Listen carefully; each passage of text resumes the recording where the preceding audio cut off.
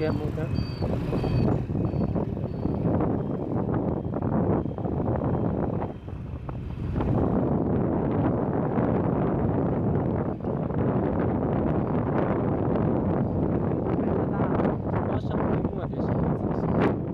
xe gần cầu xa đây các bạn một xe thế tôi sẽ chơi nữa tuổi giờ nó chơi được cứ nào chơi mòn tàu chơi gần cầu xa để sử dụng nhiều quá thế này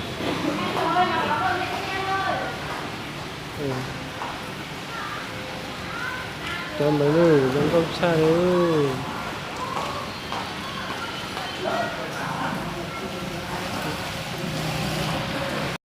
nó này chia thì thiếu gần cầu xa rồi lúc mà giờ họ chia rồi nữa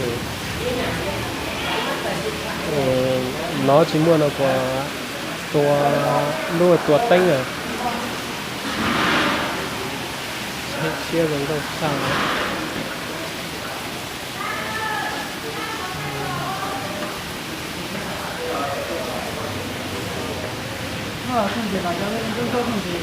cho nên cho thành gì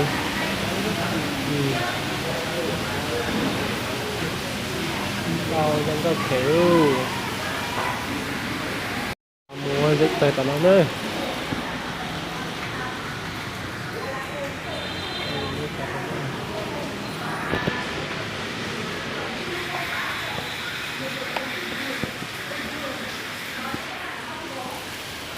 thì là ông tên bánh mì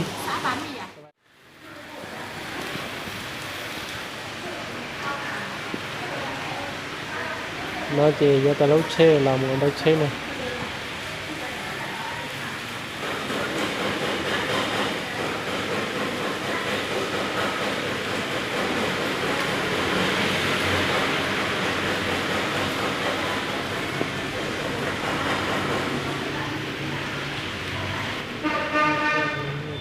xuống này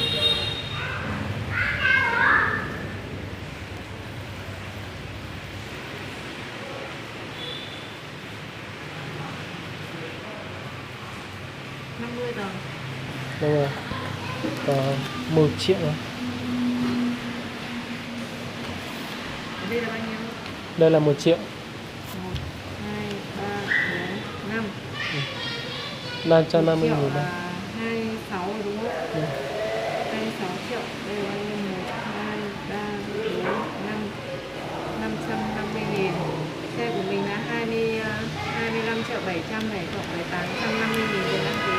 26 triệu 550 thì ở đây đủ 26 triệu 550 nhé. Vâng. Biển số đăng ký. Đủ rồi. Giờ ta lúc nào thế này. Có ít.